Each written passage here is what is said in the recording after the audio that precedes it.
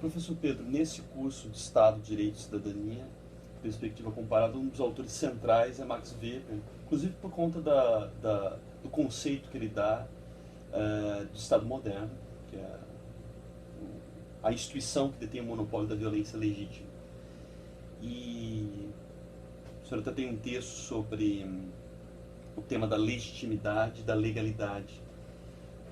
Há um conflito entre essas duas ordens, legitimidade e legalidade. Tudo que é legal é legítimo, quando algo que é legítimo é legal. Esse é um dos temas mais interessantes assim, dentro do estudo sobre Constituição, sobre sociedade, essa relação Estado-sociedade. Quando nós encontramos isso em harmonia e quando isso entra em conflito, essa ideia de legalidade e legitimidade, o que significa cada um desses conceitos.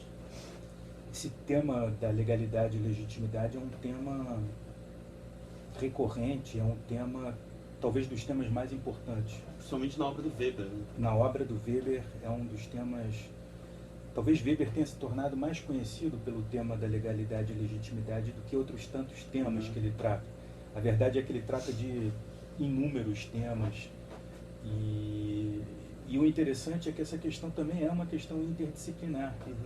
Ela está associada à questão da religião também, mas a questão é que jamais se pode reduzir a legalidade, a legitimidade à legalidade. De alguma maneira elas nunca podem estar totalmente aproximadas. Mas o importante é pensar que quando Weber falava das formas de dominação, ele falava a respeito da dominação tradicional, da dominação carismática e da dominação racional legal.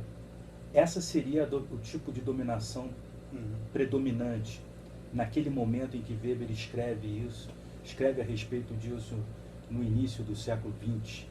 Sabe-se que Economia e Sociedade foi publicada póstumamente pela mulher de Max Weber. Weber viveu mais ou menos de 1864 a 1920 e nessa discussão da legalidade com a legitimidade, ele faz um diagnóstico de que o que predomina são as formas de dominação racionais legais. Mas é importante entender que a forma de dominação racional legal, ela tem um fundamento na crença também. Assim como a dominação tradicional e a dominação carismática. É necessário acreditar que uma norma seja correta e que uma determinada norma tenha obedecido aos requisitos de uma norma superior. O estatuto deve ser corretamente elaborado dentro de requisitos legais estabelecidos por uma norma hierarquicamente superior. Então, a dominação racional legal, ela não está preocupada essencialmente com a questão do conteúdo, mas sobretudo da forma, do procedimento, da maneira pela qual se elabora uma determinada norma jurídica. E isso é algo que alcança legitimidade quando há uma crença de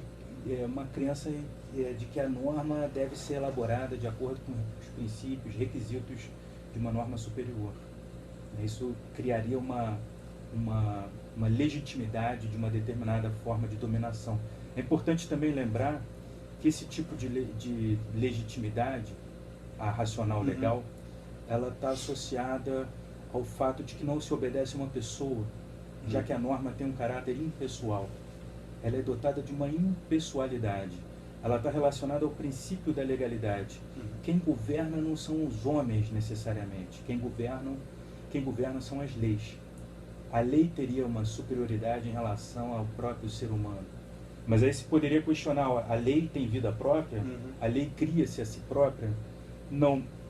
Mas a ideia de Max Weber é que com o crescimento do aparato burocrático, com a crescente racionalização das várias esferas da vida, essa seria uma característica que assume o direito. A partir do momento que o direito não está mais tão voltado para questões particulares, ligadas ao conteúdo, o direito vai assumindo um caráter mais formal e mais abstrato. Então, nesse sentido, a dominação racional legal adquire, ganha uma precedência, ganha importância em relação à tradicional e carismática. Não significa isso que elas não existam. A carismática e a tradicional, elas continuam existindo e operando seus efeitos. mas a racional legal predomina no âmbito de várias realidades do mundo ocidental. Eu até penso, corrija se eu estou errado, que essa análise complexa, bem acurada do Weber, no sentido de que há diversos tipos de dominação que permanecem convivendo, apesar de um certo horizonte moderno em que predomina a lei, instituições baseadas na dominação legal racional. Então, o primeiro passo, até o passo desse curso, é entender o lugar que nós estamos. Talvez o lugar que nós estamos, como nós lidamos com esse dilema Estado-sociedade, é entender que não é só um tipo de instituição, um tipo de dominação que é válida, e sim um complexo de tipos de dominação. E a gente tem que entender essa dinâmica. Talvez compreendendo isso, você pode lidar melhor com as relações Estado-sociedade e aí encontrar até meios alternativos de resolução de conflitos. Se você seguir sempre estritamente a lei, de forma draconiana, na verdade, há várias situações que você perde uma oportunidade de resolver melhor um conflito. Então, talvez seja por aí um dos meios de entender essa flexibilidade da compreensão sociológica e como isso nos ajuda a entender o lugar que nós estamos. Sim, me parece que você está dizendo também que não se deve cumprir cegamente a lei. Deve-se buscar pensar se o cumprimento da lei é justo e legítimo. Uhum. Nem sempre o cumprimento da lei é justo e legítimo. Isso poderia cair também num forte positivismo, que reduz todo o complexo jurídico à lei. Uhum. Como se agir em conformidade com a lei implicasse sempre numa ação justa. Isso não funciona dessa maneira. E me parece que Weber tem consciência disso porque há um caráter fluido, há um fluxo de eventos na sociedade que está numa contínua transformação. Mas Weber me parece que não era positivista, no sentido de dizer que justiça é cumprir a lei, como a gente poderia pensar num jurista importante como Hans Kelsen. Uhum. Não se trata disso. Weber faz, na verdade, uma análise sociológica de como ele percebe as transformações do direito nas sociedades que estão se tornando cada vez mais complexas. Mas a questão que sempre chama atenção nesse reducionismo positivista do direito à lei é que durante o nazismo muitas pessoas que colaboraram com o nazismo agiam em conformidade com a lei e não tinham e diziam não ter capacidade de discernimento entre a lei e a legitimidade. Nem toda lei é legítima. Esse é o problema de Eichmann, que Hannah Arendt discute, de alguma maneira. De alguma maneira, o Eichmann é um caso que demonstra isso, porque ele argumenta durante o julgamento que estava agindo em conformidade com a lei, que era um funcionário que cumpria rigorosamente a lei que lhe era imposta, as leis que existiam durante o Terceiro Reich. A figura do Eichmann, de acordo com a Hannah Arendt, não é a encarnação do mal, não é um monstro terrível, embora tivesse enviado inúmeras pessoas à morte, às câmeras de gás. É um burocrata que está dentro de uma estrutura burocrática, racional, legal, cumprindo ordens e agindo em conformidade com aquilo. Esse é o perigo da dominação racional legal, no sentido mais estrito e radical, porque não há um questionamento do conteúdo da norma. Sim. A norma também tem um caráter axiológico. Axiológico significa? Seria um caráter valorativo. A norma, ela, num certo sentido, ela protege valores. A gente poderia afirmar aqui que a proibição do homicídio, o artigo 121 do Código Penal, protege a vida. A lesão corporal protege a integridade física. E por aí vai. São valores fundamentais que são protegidos por algumas espécies de normas jurídicas. Outras normas não têm tanto essa preocupação, uma preocupação tão valorativa, como, por exemplo, normas de trânsito. Tem um caráter mais arbitrário, como trafegar pelo lado direito ou pelo lado esquerdo. Aí não se encontra tanto uma norma protegendo um valor.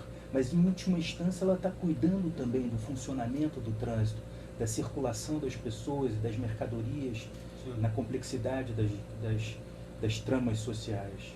Nesse sentido em que a lei, porque basicamente quando a sociedade moderna e o positivismo apontou que a lei é uma fonte de liberdade, talvez seja mais compatível quando se pense que a lei, a aplicação da lei tem um espaço e uma relação com a legitimidade, ou seja, nesses casos em que você tem uma maleabilidade para lidar com os casos concretos, né? E não simplesmente uma camisa de força, digamos. Sim, aí há um espaço também ligado a uma certa discricionariedade. Há situações em que há uma certa margem, uma certa flexibilidade. Isso é algo que é discutido há muito tempo.